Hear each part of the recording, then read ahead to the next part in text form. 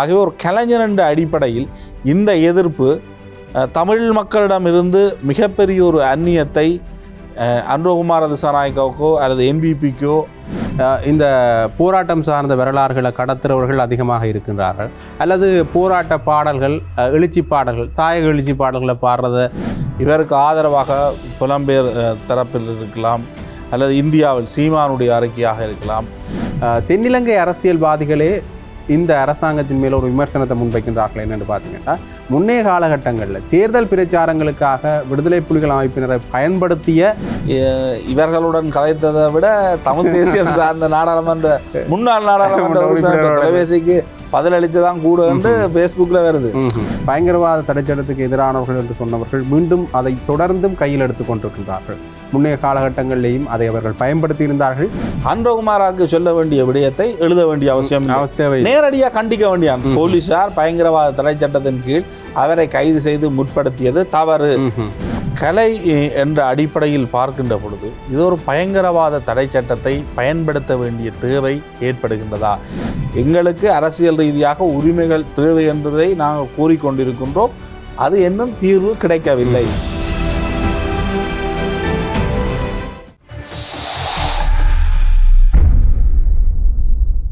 வணக்கம். த ஒப்பீனியன். இந்த சமரசம் இல்லாத 360 பாகையில் ஒரு நோக்கு. சங்கீத் அவர்களுடைய சிறை மிகப்பெரிய அளவிலான பேசு பொருளாக மாறியிருக்கின்றது. அவர் கைது செய்யப்பட்ட பின்னர் அவருக்கு ஆதரவான குரல்கள் தொடர்ந்தும் அதிகரித்து வருவதை காணக்கூடிய மாதிரி இருக்கின்றது. சமூக வலைத்தளங்களில் இருந்து அரசியல் பிரமுகர்கள் வரைக்கும் தொடர்ந்தும் தங்களுடைய ஆதரவு நிலைப்பாடுகளை தெரிவித்துக் கொண்டிருக்கின்றார்கள்.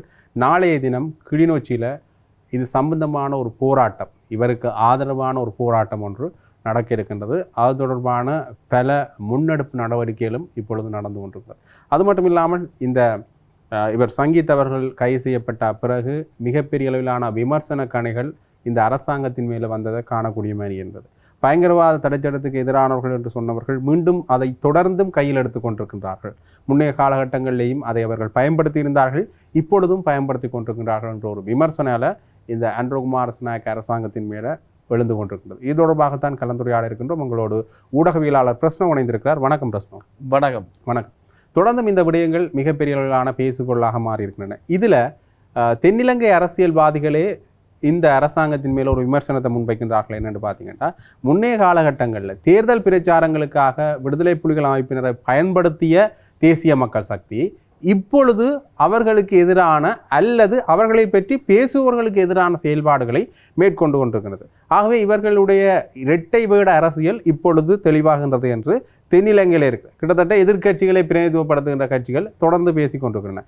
அது மட்டும் இல்லாமல் தமிழ் தேசிய பரப்பில் பயணிக்கிற கட்சிகளும் அது சார்ந்தவர்களும் தொடர்ந்தும் தங்களுடைய விமர்சன கணைகளை இந்த அரசாங்கத்தின் மேலே தொடர்ந்த வண்ணமே இருக்கின்றார்கள். இந்த பயங்கரவாத தடை சட்டம் சம்பந்தமான விடயத்தில் இவர்கள் இதை நீக்குவார்கள் என்று சொல்லிட்டு வந்தவர்கள் இப்பொழுது அவர்களே இதை பயன்படுத்தி கொண்டிருக்கின்றார்கள் என்கின்ற அடிப்படையில் பேசி கொண்டிருக்கின்றார்கள்.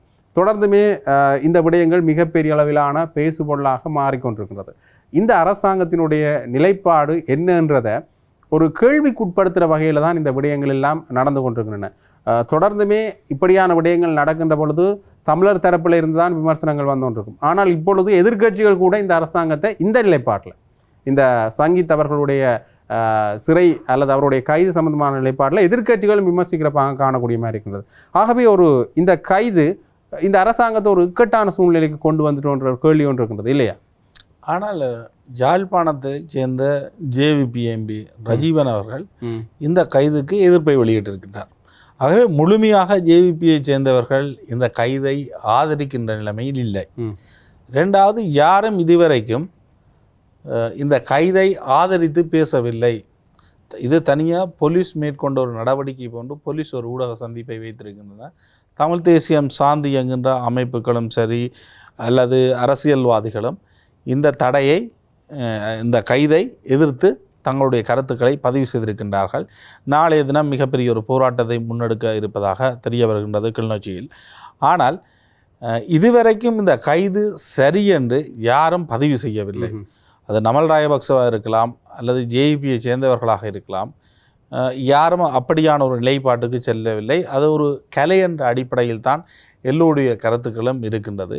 ஆனால் ஒரு கலை என்ற அடிப்படையில் பார்க்கின்ற பொழுது இது ஒரு பயங்கரவாத தடை சட்டத்தை பயன்படுத்த வேண்டிய தேவை ஏற்படுகின்றதா, இவருடைய இந்த பாடல் உடனடியாக ஏதாவது ஒரு பயங்கரவாத செயலுக்கு தூண்டப் போகின்றதா என்ற அடிப்படைகளிலெல்லாம் சிந்திக்கின்ற பொழுது என்ன நோக்கத்திற்காக உடனடியாக இவர்களை பயங்கரவாத தடை சட்டத்தின் கீழ் கைது செய்தார்கள், அதன் கீழ் இன்று சிறை வைக்கப்பட்டிருக்கின்றார் என்ற கேள்விகள் உண்டு.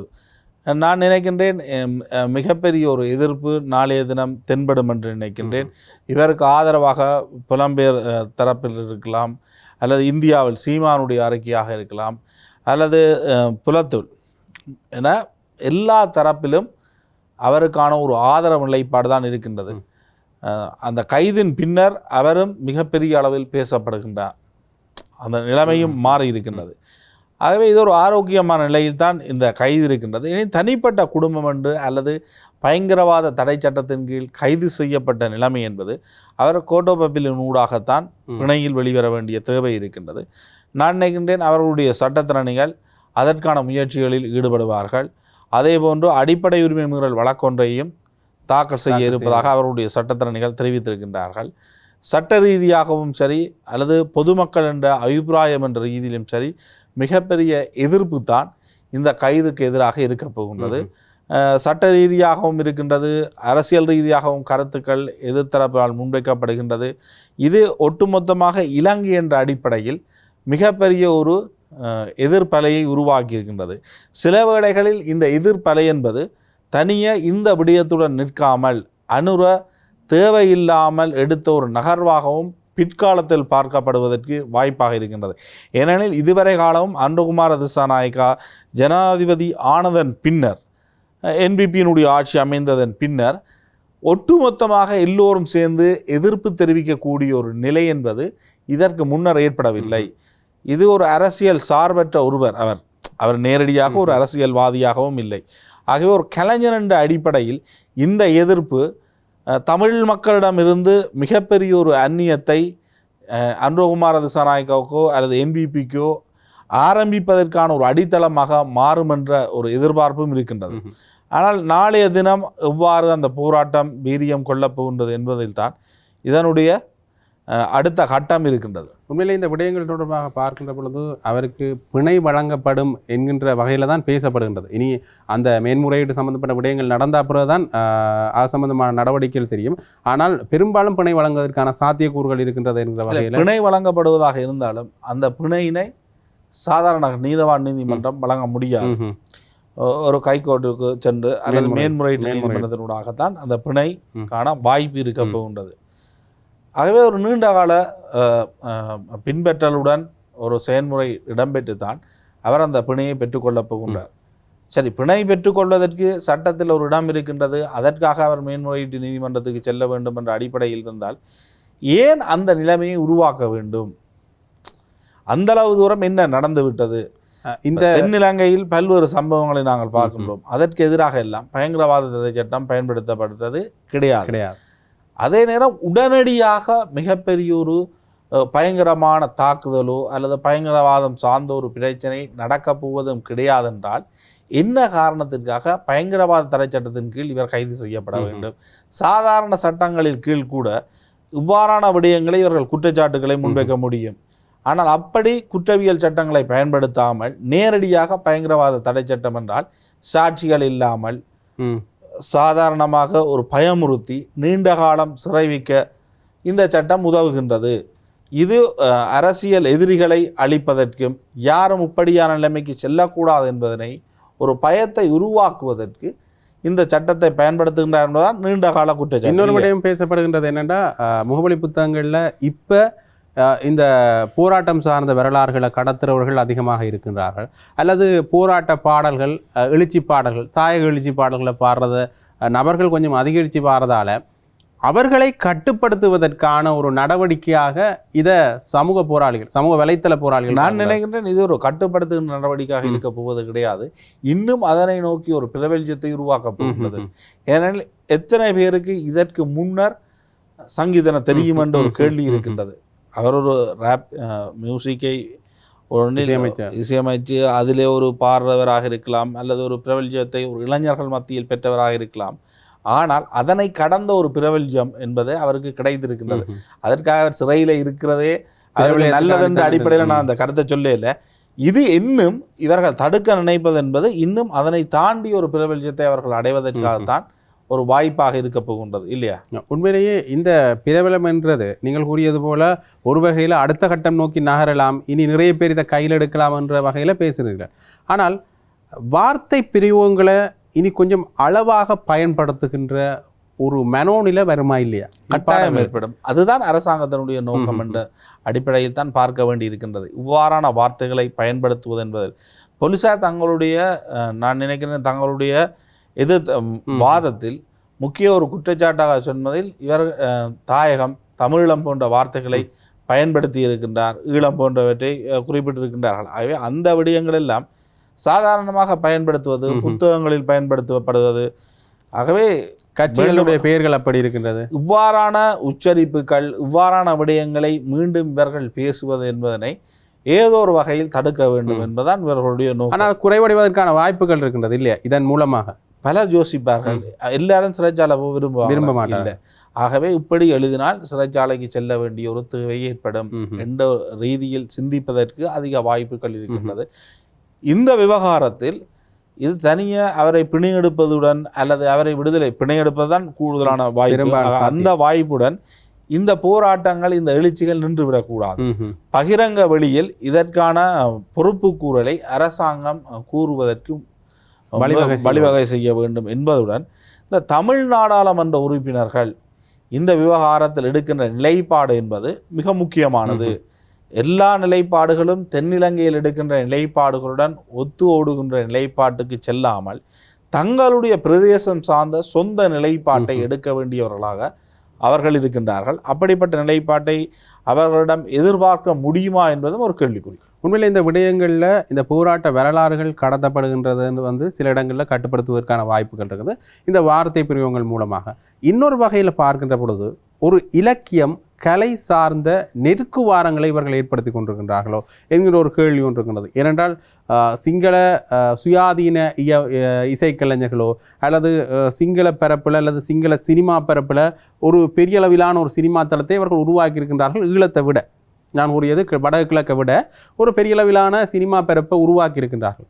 உண்மையிலேயே இனி வரும் காலங்களில் எங்களுடைய தேசிய பரப்பில் இயங்குகின்ற அல்லது தேசியம் சார்ந்த சிந்தனை கொண்டவர்கள் இந்த படைப்புகளை உருவாக்குறதுல கொஞ்சம் தயக்கம் காட்டுற ஒரு சூழ்நிலை இருக்கு. இது வெறும் பாடல் மட்டுமல்ல, சினிமா தளங்கள் என்றால் எங்களுடைய வழிகளை கடத்துவதற்கு இருக்கின்ற ஒரு விடயமாக அவர்கள் இதை பயன்படுத்துகின்றார்கள். இதனை நீங்கள் அடுத்த பக்கமும் பார்க்கப்பட வேண்டிய ஒன்று. தனியே இலங்கைக்கு மட்டும்தான் சட்டங்கள் என்று கிடையாது. எல்லா நாடுகளிலும் சட்டங்கள் உண்டு.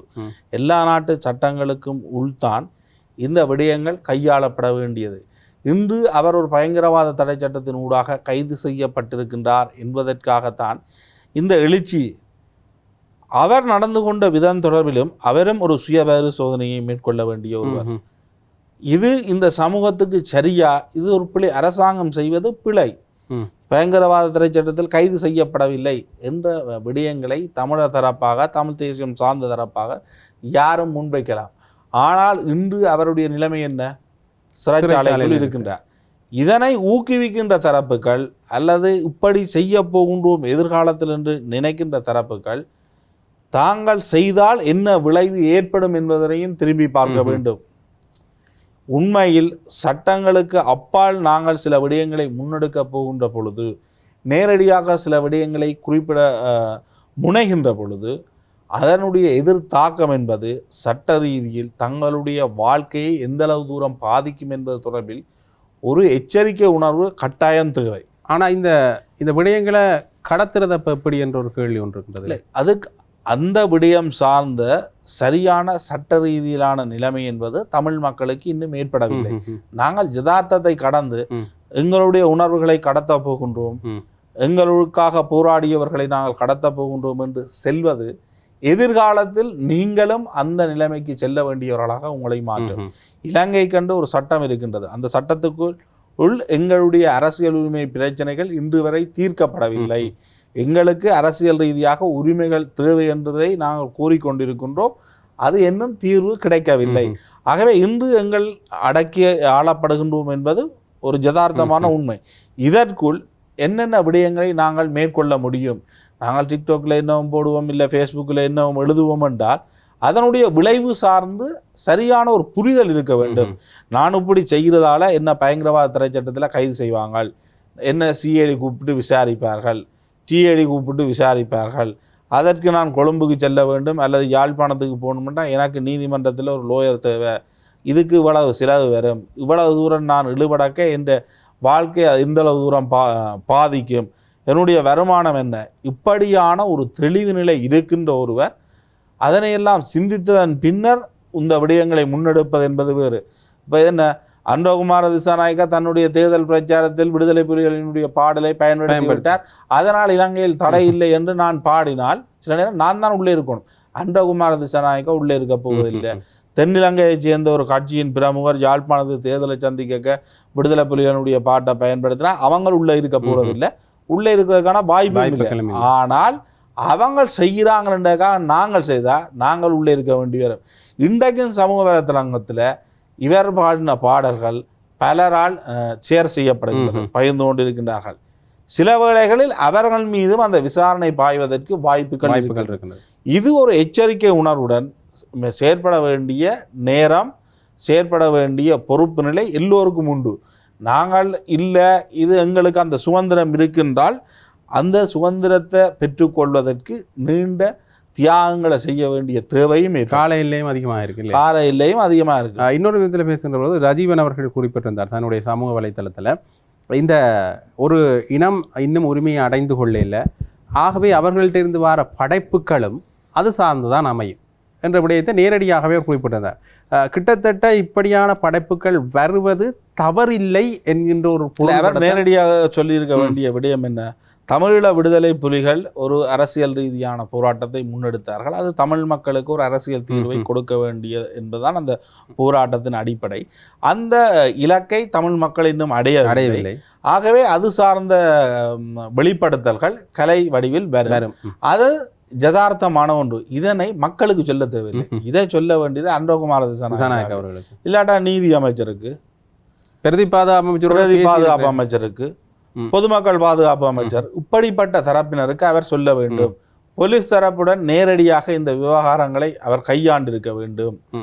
அதனை கையாளாம நீங்கள் ஃபேஸ்புக்கில் போட்டு 10 பேர் லைக் பண்ணா இதில் ஒன்றும் கிடைக்காது. அதான் இந்த இப்படியான பாராளுமன்ற உறுப்பினர்கள் இவர்களை கைது செய்து விட்டோனும், இவர்களை தான் தூண்டினர் என்ற அடிப்படையில் போலீஸ்காரர் எடுத்த நடவடிக்கை சரியென்ன என்ன இருக்கணும், இப்ப மீண்டும் தூண்டினோம்.